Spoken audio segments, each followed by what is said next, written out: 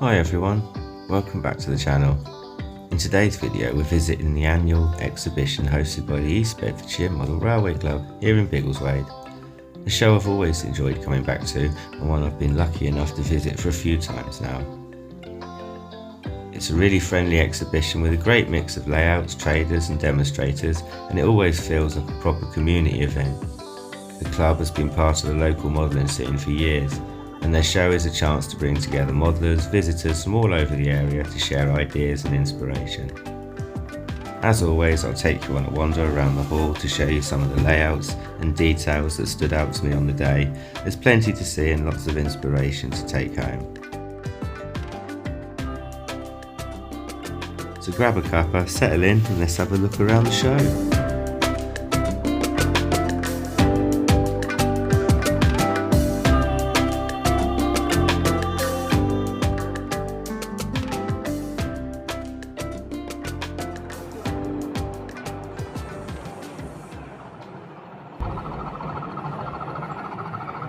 Set in around 1970, End Parcels is a fine-scale EM gauge layout based on an industrial goods handling yard and a small parcels handling depot. You'll see shunting of goods traffic in the lower yard, together with the delivery of parcels and movement of small number of passengers on the raised viaduct terminus.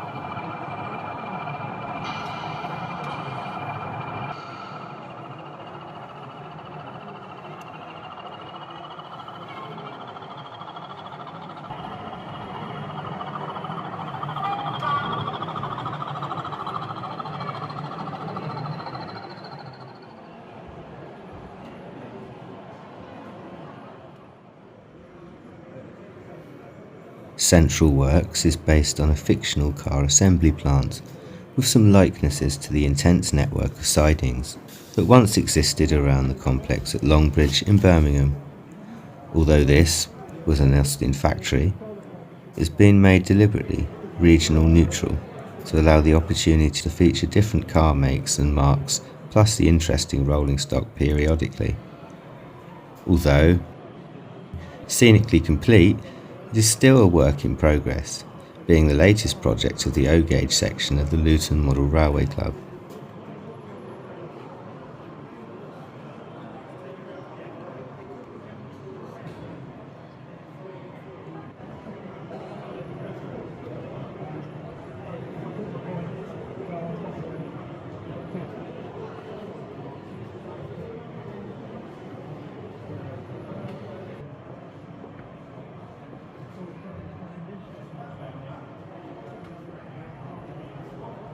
An industrial scene featuring a car assembly plant, this layout is two segments, the mainline exchange sidings and the industrial section of the factory complex.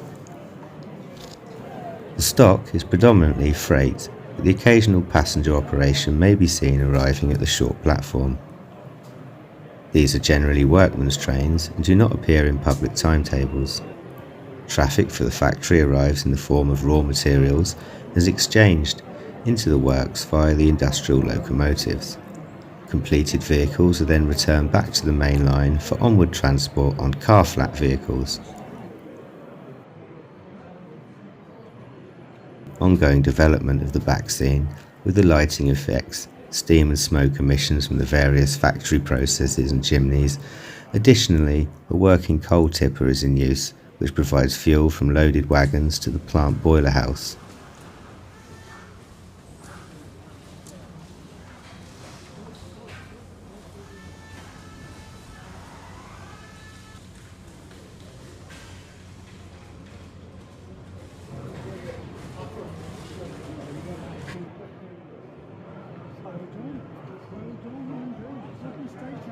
Ouseford is a fictional layout taking its name from the Great River Ouse in Bedford, and a Roman ford located close to where the layout was constructed.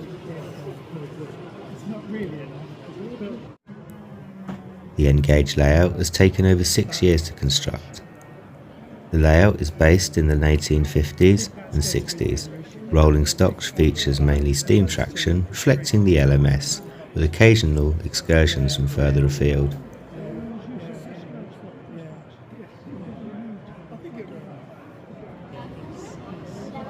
Buildings are Metcalfe kits, some scratch build units and a 3D printed overbridge and canalside pub, with a hint to the proposed Bedford and Milton Keynes waterway park.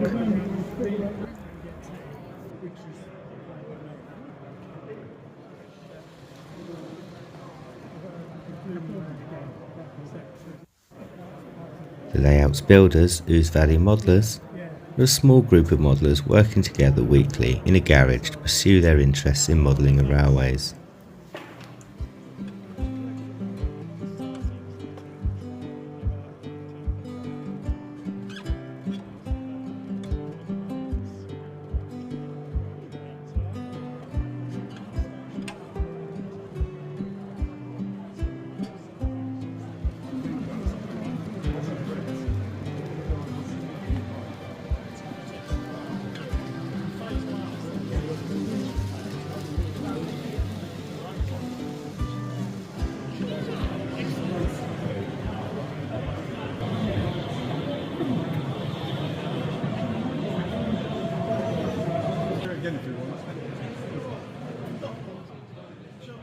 Our next layout is set in a BR Eastern region period in 1963, and modelled to replicate a real branch line, affectionately known as the Bunt.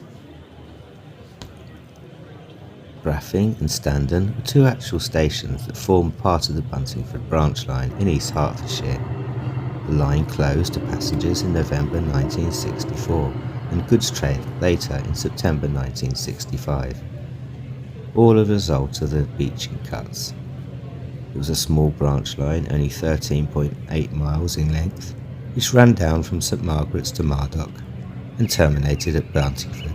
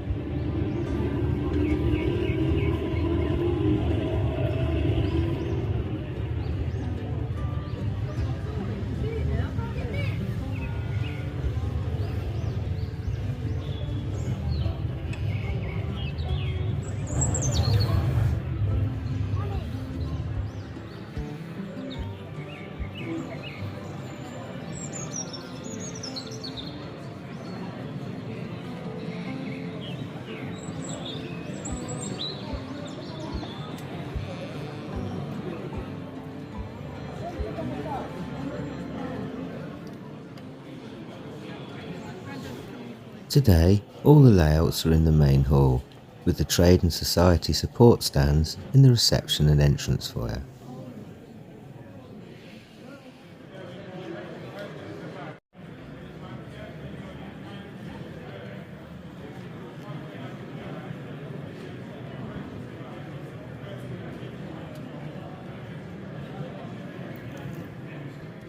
The next layout, which we're going to look at now, is quite unusual for the UK. Jubilee Works depicts an industrial site where the standard gauge railway meets the narrow gauge internal system.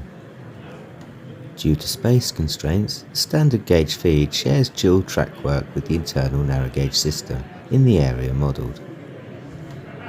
Jubilee Works is modelled in O scale and O14 narrow gauge. This is all fictional, inspired by dual gauge systems on the continent and several people saying it couldn't be done.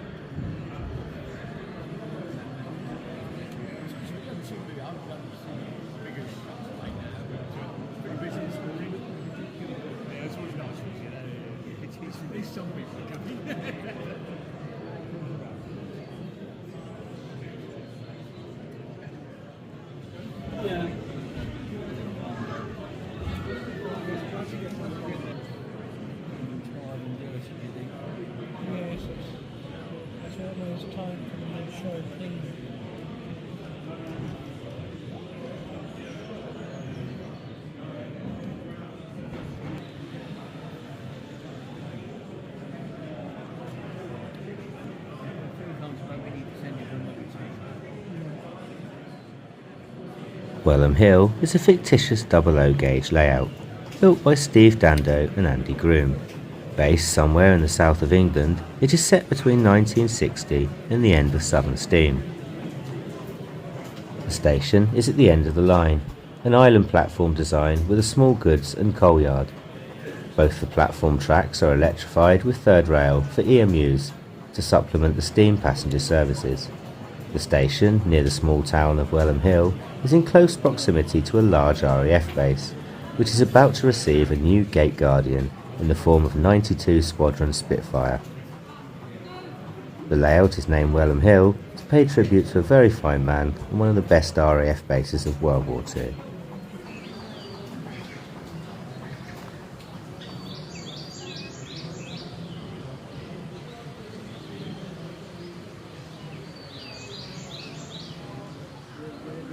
You can the whole thing off your phone as well. Yeah. Amazing. But you're talking with a lot of money really if you have all Yes. If you have my pay grade, I know that. Yeah.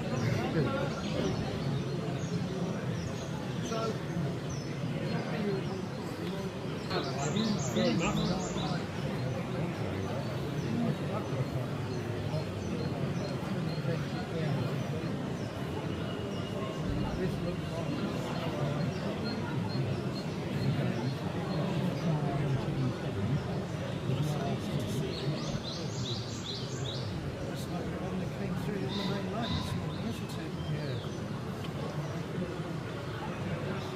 Did you know we'd had steam on the main line? Coming back to Road Yeah. No. Is it? Diesel. Diesel. Oh. Come in. Yeah. This is why I don't encourage a company to I know completely. The trouble is it not only makes it hard to see the layouts because it's crowded like that, you've no chance of picking up a call from somebody. For our next layout, we visit this 2mm fine scale depiction of the Kyle of Lochalsh. The track work was built using the 2mm Association Easy Track component system, with the storage sidings using the more conventional Code 40 rail soldered to PCB seepers. The intention of the layout was to try and capture an extract of Kyle of Lochalsh through the inclusion of the bridge, ramp, station and quayside. The back scene is formed by the use of a panoramic photo stitch of the location, which has been printed onto vinyl and applied to a thin perspex sheet. The layout is based in the late 1970s to capture the overlap between the Class 24s and Class 26s, with a gradual replacement by the Class 37/4s. The layout was originally operated in DC and has now been converted to DCC.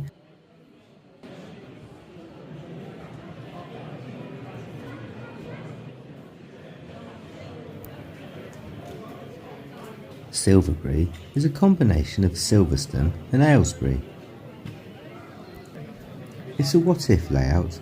The idea of Silverbury was to create a modern image layout of the Great Central Railway, as if it had made it past the beaching cuts and not been closed.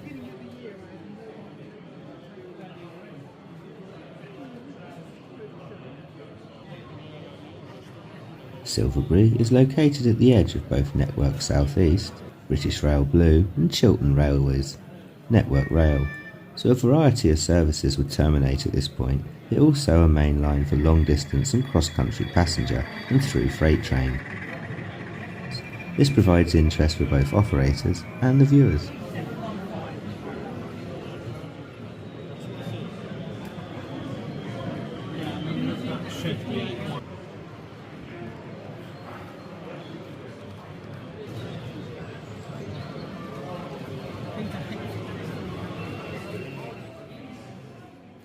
The Bricklayers Arms, South East London, first opened in 1844 as a passenger station, then, later on, goods sidings and a loco facility.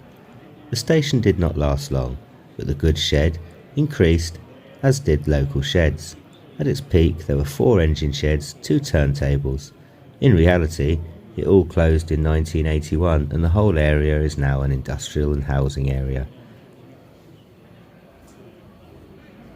The layout is now set with the view that not all the land was sold and some of the facilities still remain. These include a small oil depot serving parts of South East London and a thriving steel fabrication factory.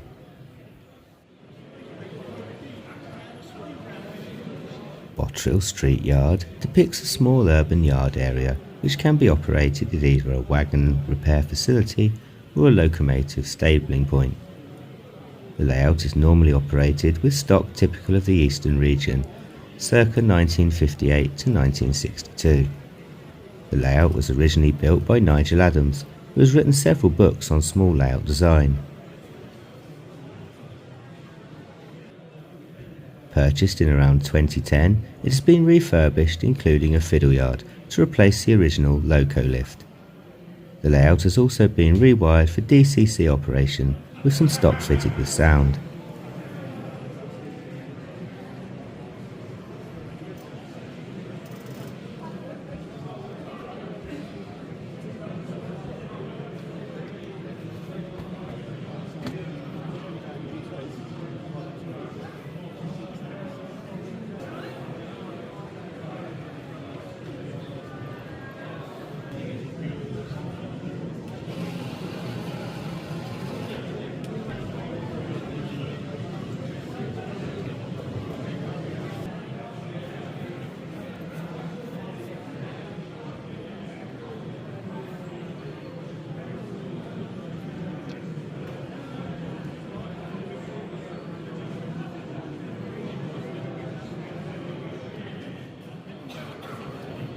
He knows about the Wisbech and Upwell tramway, which ran up until 1966.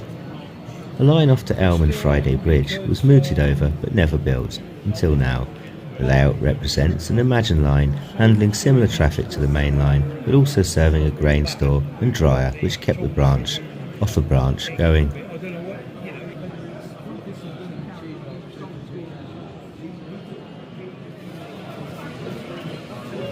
Sharnbrook Summit is a double O-gauge model railway created by the Kettering and District Model Railway Club, depicting the Midland Main Line in the 1960s. It features a detailed scenic and busy 4-track main line, designed to showcase both passenger and heavy freight traffic, with notable operational interest. The layout came about after a club meeting, when a member came in with an article, Railway Deviation and Memories, by a Rushden research group written by P.E.B. Butler. The article was about the Midland Main Line between Irchester and Soldrop. After looking at the plan, they realised it had everything they wanted in a layout. Lots of bridges, a tunnel on the slow lines, gradients on main lines and slow lines with embankments and cuttings, and then the wonderful Irchester station, and of course those Midland telegraph poles and 3 signal boxes.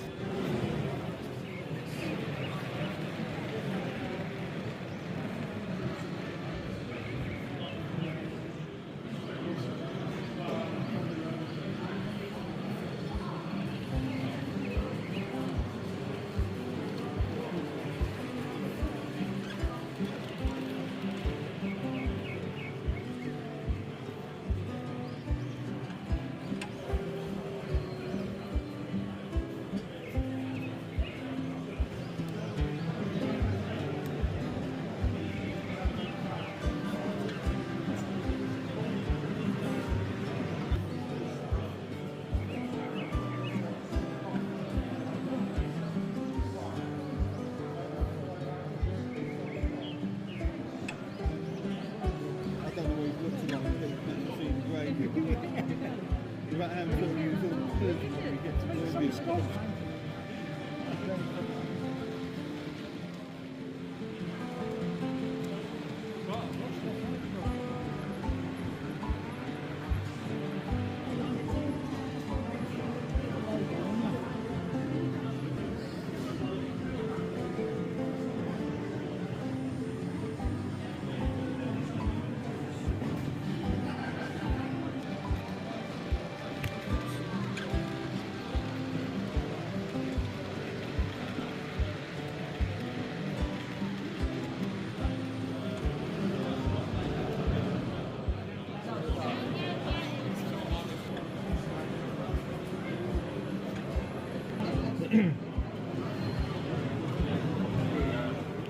Gobsmacked when I actually got it working.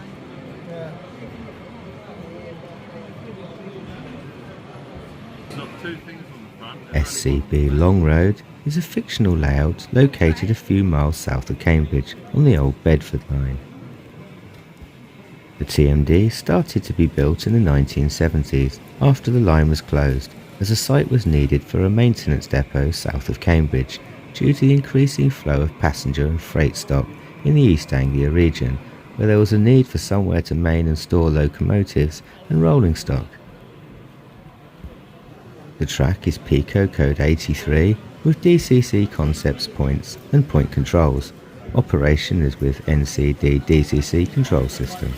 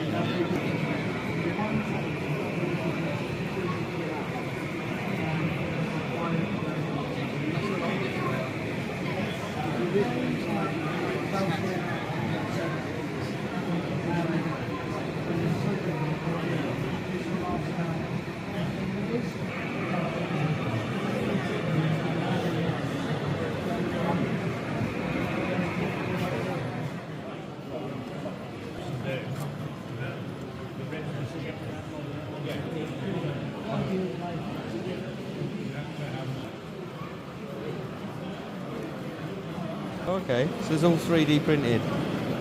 Did you design it yourself, did you? The plan's online, but I heavily modified.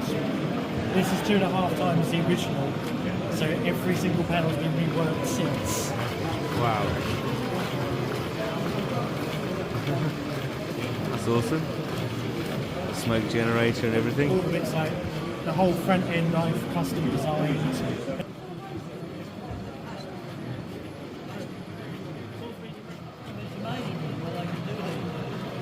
It's also all FDM printed. So even the cylinders are 3D. Work in progress, so.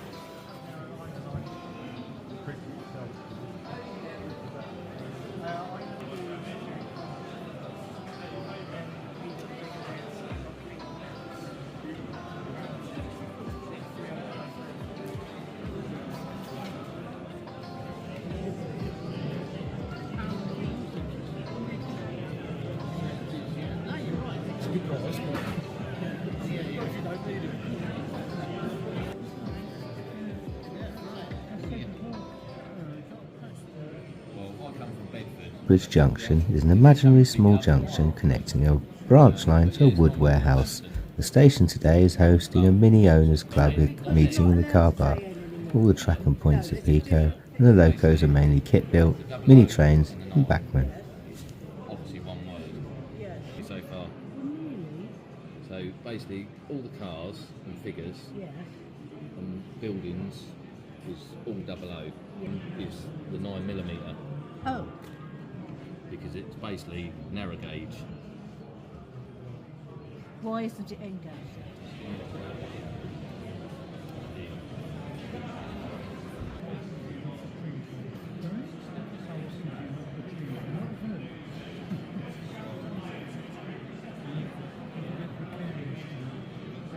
Well, it packs of the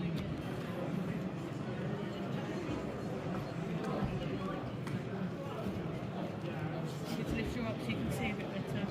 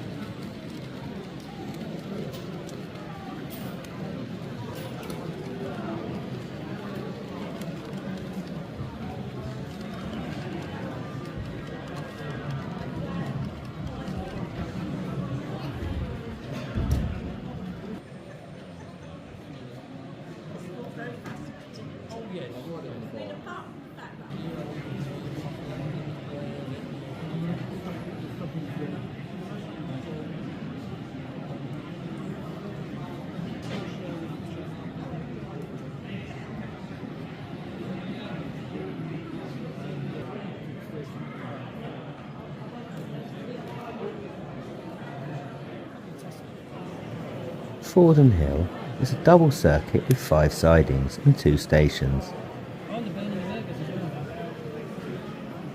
There is a small town above the railway at one end and a tunnel at the other, with the makings of a small fun fair and concert on the top. There are plenty of things going on, including a disco in the pub, a car that has argued with a tree, and there's some fire and smoking and fire engines and all sorts going on.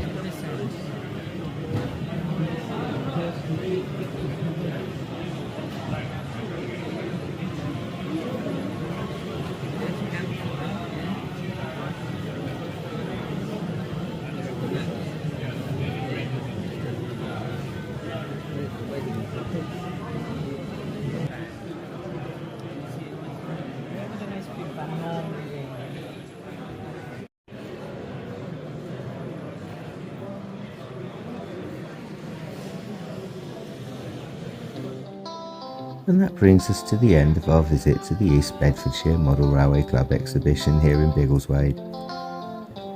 It's always a really enjoyable show with a great atmosphere, and it's been lovely to come back again and see such a strong mix of layouts and ideas on display. A huge thanks to the club and all the exhibitors for putting on yet another brilliant event.